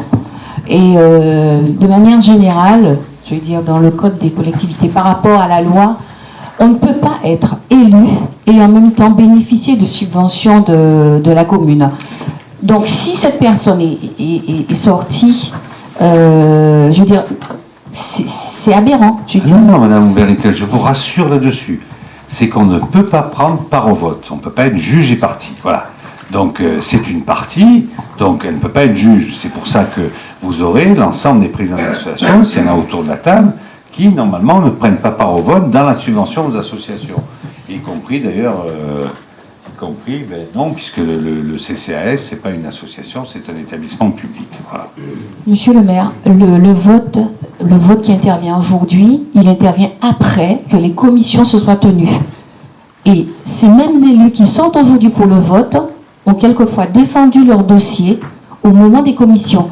Donc même si les élus sortent au moment du vote, ça ne, je veux dire, c'est pas normalement correct au niveau. Si, il faut se renseigner, mais normalement, dès lors que la mairie donne des subventions à ces mêmes associations dont les élus sont présidents, ça ne doit pas se faire. Donc il y a quelque chose qui ne va pas. Non, mais Madame Moncler-Nichols, vous êtes peut-être nouvelle élue, moi aussi, mais j'ai quand même une certaine expérience et un certain passé. Je veux dire, bon, donc ces subventions aux associations, c'est classique. Les gens peuvent défendre, dans la mesure où ils le peuvent, leur dossier, mais par contre, c'est le conseil municipal qui est décisionnaire. C'est pas les commissions. Donc aujourd'hui, on vous demande tout simplement de voter ces subventions, soit avec un avis favorable des commissions. Si vous ne souhaitez pas les voter, les subventions, vous ne les votez pas. En tout cas, elles vous sont présentées, le vote vous est présenté en conseil municipal. Et c'est là où le conseil municipal est souverain. Et c'est lui qui vote chaque... Alors c'est toute une liste, je vous accorde qu'on ne fait pas ligne par ligne, association par association, parce qu'il y en a beaucoup. Donc je vous propose de voter cette liste dans son ensemble, mais c'est tout simplement le conseil municipal qui est souverain et qui est décisionnaire. Ce n'est pas les commissions. Voilà. Plus de questions là-dessus, donc je mets aux voix cette délibération qui va affecter un certain nombre de subventions aux associations de la commune. Donc qui est contre? Qui s'abstient? Donc unanimité, je vous remercie. Ensuite, nous allons passer à l'unanimité de conseil alloué à Madame Catanzaro, qui est le receveur municipal pour l'année 2016. Oui, monsieur le maire, il est proposé au conseil municipal de délibérer sur l'indemnité de conseil du trésorier principal pour assurer des prestations de conseil et d'assistance en matière budgétaire, économique, financière et comptable. L'indemnité de conseil proposée au taux de 100% et s'élève à 2 615,08 € pour l'année 2016. Je propose de procéder au vote. Question là-dessus? Pas de questions, donc je mets aux voix cette délibération attribuant cette indemnité de conseil au Madame le Trésorier. Voix contre, il n'y en a pas. Abstention non plus, unanimité. Je vous remercie. Ensuite, nous avons la garantie d'emprunt pour les terrasses du Valat. Oui, la société Logirem réalise une opération de 18 logements situés résidence terrasse du Valat, 1568 avenue Thiers, quartier du Cougnaou, à Bouc-Bélair. La société Logirem sollicite de la commune de Bouc-Bélair la garantie des emprunts nécessaires à la réalisation de cette opération à hauteur de 45%, soit un montant de 806 410,35 €. Il est précisé que la communauté du Pays d'Aix a été sollicitée pour une garantie à hauteur de 55%. Merci. Ça, on a déjà voté, mais comme il y avait une erreur entre le montant hors taxe et le montant TTC, on renouvelle cette délibération. Voilà. OK? Pas de questions là-dessus? On l'a déjà voté. Hein, donc, bon, voix contre, il n'y en a pas. Abstention non plus, unanimité. Je vous remercie. Ensuite, nous avons surtaxe communale 2016 pour l'eau et l'assainissement. Donc, monsieur le maire, on propose à l'Assemblée délibérante de réduire le montant des surtaxes potables de l'eau potable, c'est-à-dire de la passer de 0,2800 dans 2015 pour 2016 à 0,2000. Les redevances assainissement en 2015 0,3600 à 2016 0,2800. Soit une réduction de 43,88 pour la surtaxe communale, 37,90% pour la surtaxe communale de l'assainissement entre 2010 et 2016. Vous souhaitez parler? Je vous donne la parole, monsieur Pisson. Ces surtaxes communales servent à réaliser les entretiens, la maintenance, les travaux concernant l'eau et l'assainissement de la commune. Bon, évidemment, s'il y a possibilité, et vu effectivement le budget au assainissement qui vient nous être présenté, surtout le côté administratif, il semble qu'il y a de la marge. Mais est-ce qu'on est bien certain qu'en diminuant les surtaxes, on aura dans les mois qui viennent un budget suffisant pour faire la maintenance et les travaux nécessaires sur la commune? Il est évident, Monsieur Plisson, que je ne vous aurais pas proposé ceci si c'était pas, la réponse à votre question n'était pas positive. Simplement, tout à l'heure, dans votre intervention, vous avez fait remarquer, à juste titre, que on avait quelquefois des investissements qui n'étaient pas ce qui était budgété. Donc là, le problème, il est simple. Nous savons ce que nous avons à faire comme rénovation des réseaux. Nous savons, dans le cadre de l'assainissement, nous savons, dans le cadre de l'eau, ce que nous avons à faire au niveau des réseaux, comme la station de potabilisation. Il ne vous a pas échappé que nous le verrons ultérieurement, nous allons demander, c'est un peu la déclaration de politique générale budgétaire et financière qui a été faite tout à l'heure, exposée par moi-même ou par l'adjoint délégué aux finances. Il est clair que nous savons où nous allons de ce côté-là, puisque nous avons demandé, dans le cadre de la station de potabilisation, dont le dossier est lancé, nous savons pertinemment que nous aurons des subventions, que donc, à un moment donné, ce que nous avons, c'est pas la peine de faire rentrer de l'argent si on ne s'en sert pas. Donc il vous est tout simplement proposé, aussi bien en assainissement qu'en eau, de diminuer, soyons clairs. Nous avons repris cette commune il y a 2 ans, il y avait quelque chose, il y avait un matelas qui était dans le cadre de l'eau et de l'assainissement conséquent. Donc la première année, on vous a proposé une baisse, on se rend compte que finalement, ça nous a donné pratiquement autant de recettes. Donc on baisse encore cette affaire-là, puisqu'évidemment on vend de plus en plus d'eau, puisqu'on a de plus en plus de gens qui sont abonnés, et donc on en a assaini de plus en plus. On a une station d'épuration qui marche, il ne reste plus qu'à faire la station de potabilisation et à faire l'investissement au niveau des réseaux. Mais je vous rappelle qu'on ne parle pas de fonctionnement, on parle d'investissement. Et donc l'investissement, c'est à partir d'un certain nombre de mètres linéaires. Et puis c'est le fermier aussi qui, lui, doit, dans le cadre de sa délégation de service public, doit faire certaines réparations. Donc vous voyez, depuis des années, tout ça, on voit exactement où on va, tout ça, ça s'équilibre. Donc il vous est proposé aujourd'hui de baisser cette surtaxe communale, parce que je ne vois pas pourquoi on prendrait dans la poche du contribuable de Boubelaire, ou tout au moins de celui qui achète l'eau à Boubelaire, donc du bouquin, on lui prendrait de l'argent dont on n'a pas besoin. C'est un peu notre système de gestion, voilà, c'est tout simple. Plus de questions là-dessus, donc je mets aux voix ces délibérations baissant la surtaxe communale. Voix contre? Il n'y en a pas? Abstention? Non plus? Unanimité? Je vous remercie. Nous passons maintenant à l'autorisation d'encaissement des recettes des boucles Bel Air par la régie de recettes événements. Et là, je vous propose de gérer la 32 et la 33, ces 2 délibérations en même temps, puisqu'il s'agit de la même chose. Rapporteur Teddy Alexander. Bien, oui, monsieur le maire. Donc, depuis plusieurs années, la ville de Boucle Bel Air organise 2 manifestations qui sont les boucles Bel Air et le Grand Défi. Et suite à la suppression de la régie de recettes du service des sports, il est demandé au conseil municipal d'autoriser l'encaissement des recettes des événements par la régie des recettes événements. Voilà, c'est quelque chose d'assez classique, donc pas de questions. Donc je mets aux voix cette délibération. Voix contre, il n'y en a pas. Abstention non plus. Unanimité, je vous remercie. Ensuite, nous avons la révision des droits de place pour les manèges, étals et stands d'hiver. Oui, après rapprochement avec d'autres communes, on s'est rendu compte que nos tarifs portant sur les droits d'occupation du domaine public pour les manèges, étals et stands d'hiver étaient très élevés. Donc on propose au conseil municipal d'approuver un tarif inférieur pour s'aligner sur les communes périphériques. Je vous donne un exemple. Pour des grands manèges, nous avions jusqu'à présent 230 € par jour. Nous proposons maintenant 100 €. Pour les petits manèges, c'était 110 €, nous proposons 40 €. Les étals de vente alimentaire étaient à 25 €, maintenant c'est à 20 €. Les étals de vente confiserie étaient à 20 €, là ils sont maintenant à 15 €. et les stands divers de jeux étaient à 70 €, il passe à 40 €. Enfin, il vous est proposé, voilà. C'est pas il passe, il vous est proposé. Il est proposé. Voilà.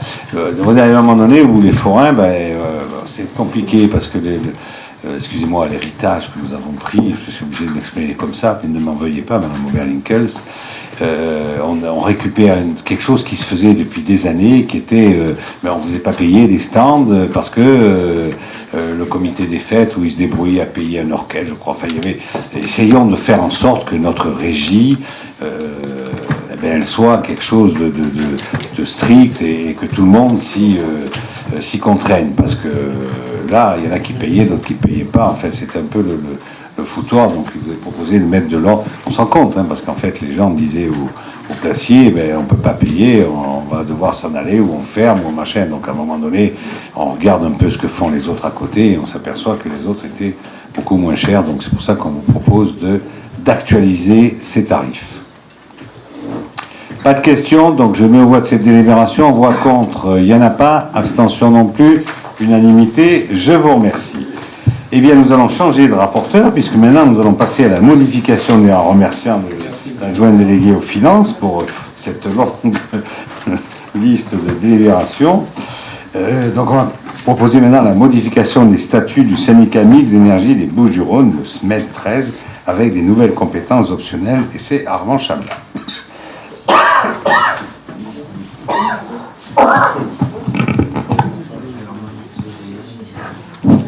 Merci, Monsieur le maire.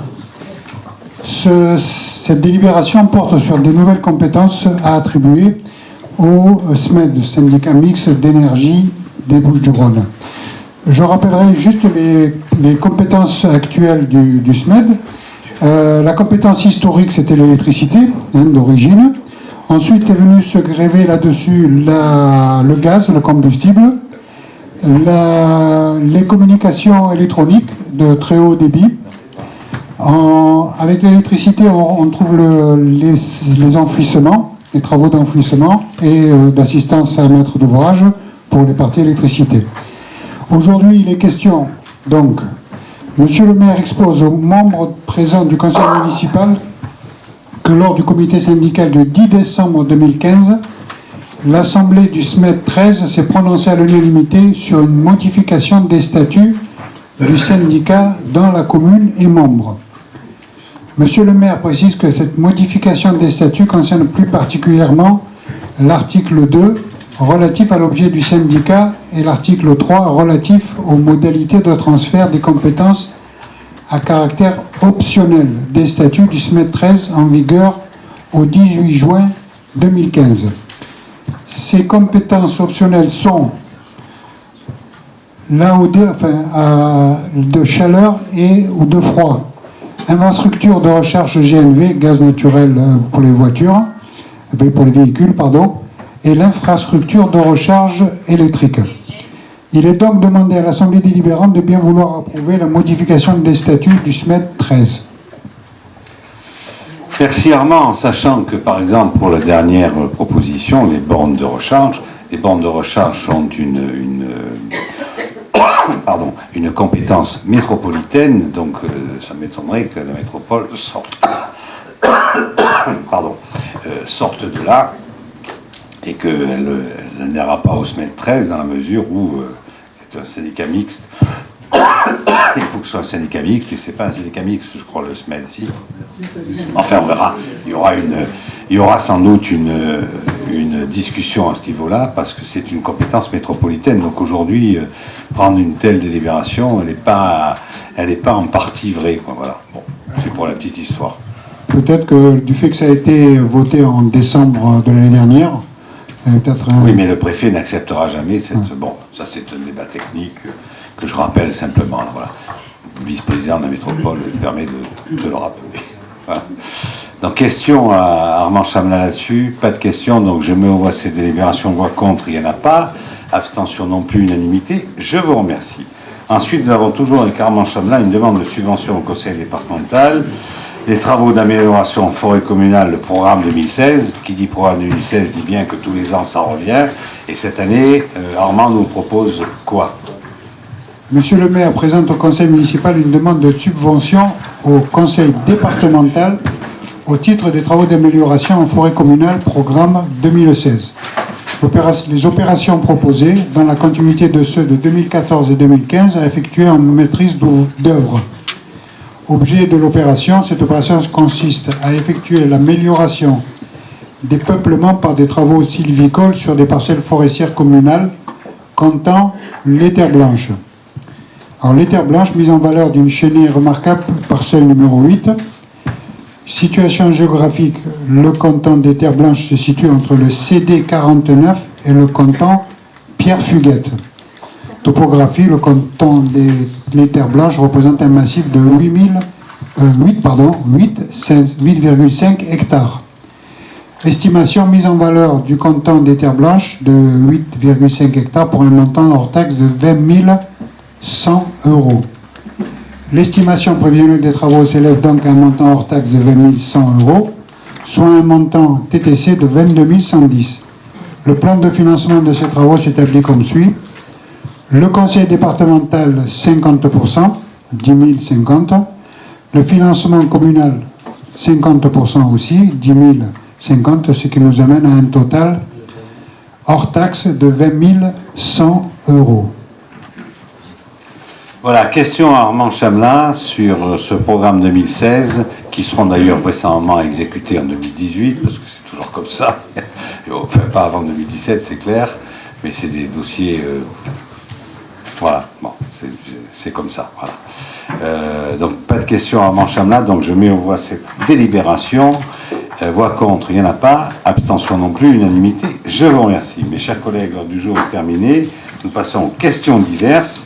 Donc j'ai reçu 3 questions diverses de Madame Oberlinkels qui nous dit, première question, la formation des élus, comme prévu par l'article L 2123-12 du CGCT et suivant du CGCT, modifié par la loi numéro 2015-366 du 31 mars 2015, nous souhaitons que le prochain conseil municipal délibère sur l'exercice du droit à la formation de ses membres et qu'il détermine les orientations et les crédits ouverts à ce titre.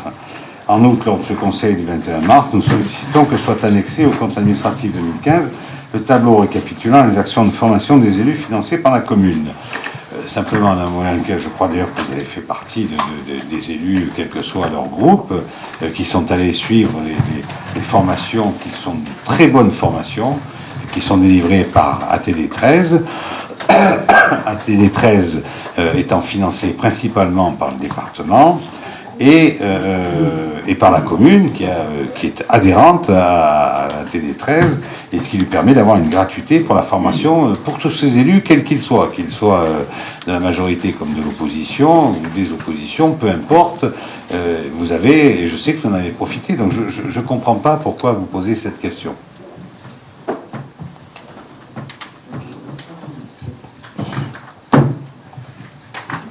Monsieur le maire, c'est pas une question, c'est juste un constat. C'est-à-dire que normalement, dans l'exercice qui va venir, vous devriez normalement délibérer sur le droit à formation des membres, mais il y a des orientations et des crédits à ce titre. Donc normalement, ça doit être annexé sur le bilan, le compte administratif. Je peux demander, mais c'est vous, en tant que maire, qui pouvez effectivement me le dire, le récapitulatif des actions de formation qui ont été financées par la commune pour les élus de notre commune. Je veux dire, c'est juste... normalement, ça doit être annexé au compte administratif chaque année. Vous voulez aussi qu'on donne le nom des élus qui ont suivi les formations, c'est ça? Combien d'élus ont suivi des formations en 2015? Combien ça a coûté à la commune? Combien ça coûte à la commune, par exemple, l'adhésion, etc. Moi, je n'ai jamais refusé l'adhésion de la TD, on vous le dira, je ne sais pas combien c'est. 3 000 €. Bon, par contre, il y a un financement à côté. Moi, je n'ai jamais refusé à un conseiller municipal ou un adjoint, enfin un élu municipal, qu'il aille se former. Je n'ai refusé. Mais par contre, s'il veut se former en anglais, j'estime que ça n'a rien à voir avec la gestion municipale. Voilà, que les choses soient claires, je le dis très clairement. Non, il n'y a aucun souci là-dessus. Je demande juste à avoir le nombre d'élus pour l'année 2015 qui ont suivi ces formations d'élus. Voilà. Vous n'êtes pas obligé de me dire qui a suivi, vous me dites le nombre d'élus, voilà. Eh bien, on me dit qu'il y en a 4, voilà. Voilà, donc vous avez la réponse à la question. Alors, deuxième question, mise à disposition d'un espace d'expression par voie électronique pour l'opposition, et vous me dites, en application de l'article L21-21-27-1 du CGCT, ouf, nous sollicitons, c'est pas vous, c'est la 21, nous sollicitons, outre le bulletin d'information générale, le bouquin, que soit mis en fonction pour les élus de l'opposition, l'espace d'expression par voie électronique, prévu sur le site internet de la commune. Je vous signale que c'est déjà existant, que vous allez sur le site de la commune, l'onglet Vie municipale, vous trouvez la rubrique Tribune politique. Donc donnez-nous un texte et on le mettra. Voilà. Évidemment, vous n'aurez pas un texte qui fait 50 pages, vous l'avez compris, puisque comme sur la revue Le Bouquin, où il y a une page qui est réservée à l'expression politique, tribune politique, donc des élus, bon, nous avons mis 2 tiers pour la majorité, alors qu'ils sont beaucoup plus nombreux que ça, et puis 1 tiers pour l'opposition. Évidemment, maintenant vous êtes 2, vous partagez la... Pardon ? Partage le tiers. Voilà, le tiers, bien sûr. Partage le tiers, voilà. Donc là, il en sera de même pour le site internet, hein, pas de souci de ce côté-là. Troisième question concernant la vidéosurveillance. Je préfère, moi, le mot de vidéoprotection. Le 23 novembre 2014, vous avez consulté les habitants de Bouc-Bel-Air sur le développement de la vidéosurveillance. Encore une fois, je préfère le mot de vidéoprotection. Ils vous ont fait savoir qu'ils y étaient favorables. Je sais qu'en ce qui vous concerne, vous étiez un peu dubitatif là-dessus, me semble-t-il. Pourriez-vous faire un point sur les investissements réalisés depuis, sur les modalités concrètes de mise en œuvre du dispositif, sur son coût pour la collectivité, et enfin, quel est son bilan en termes de sécurisation de la commune? On n'a pas fait encore le tour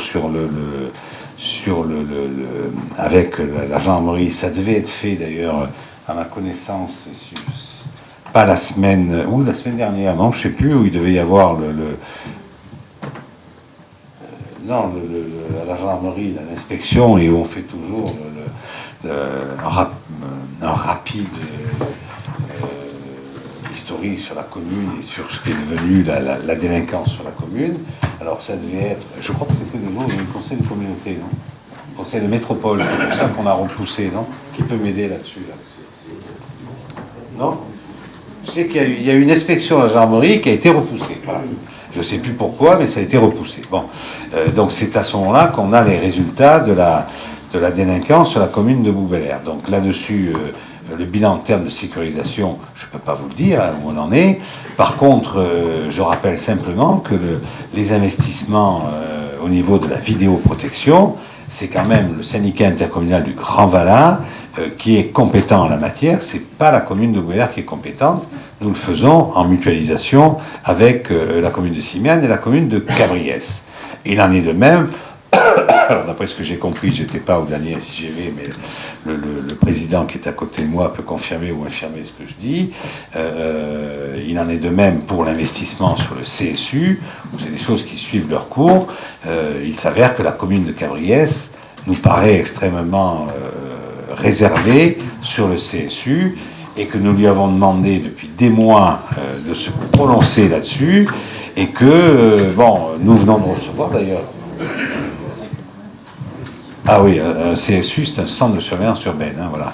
Donc, mais je l'avais déjà expliqué, je pensais que c'était quelque chose qui était auprès des élus. Bon, donc je fais amende honorable, mais je vous dis, c'est un centre de surveillance urbaine où on a des écrans et on voit en direct ce qui se passe avec les caméras. Bon, la commune de Cabriès vient enfin de répondre, alors que la question était posée depuis plusieurs mois, en disant qu'ils ne souhaitent pas participer à un CSU.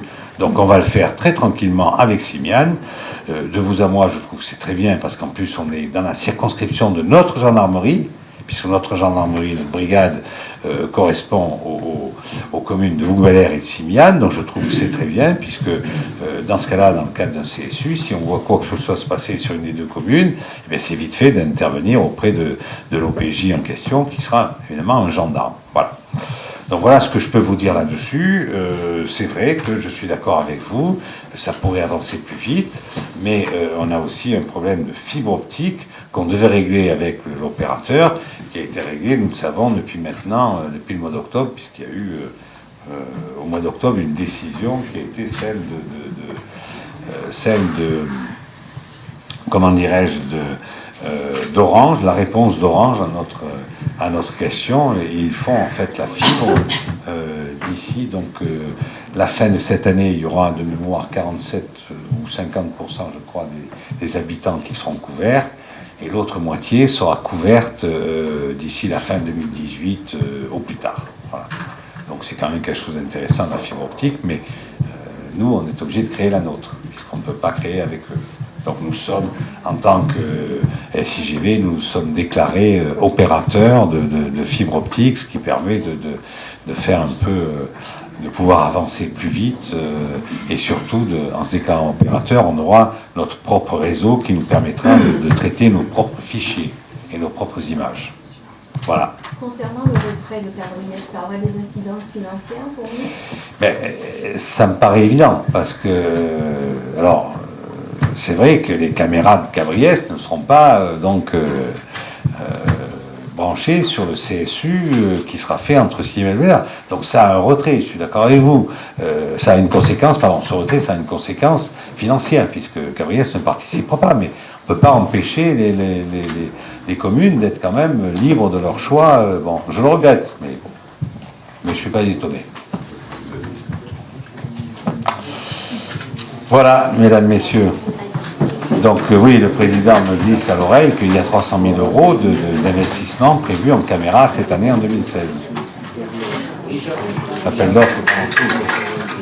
Alors par contre, vous avez, en sortant d'ici, vous avez à mettre votre signature sur je ne sais combien de documents qui vous attendent et qui sont étalés sur la table de manière à ce qu'on puisse les envoyer au contrôle de légalité à la sous-préfecture.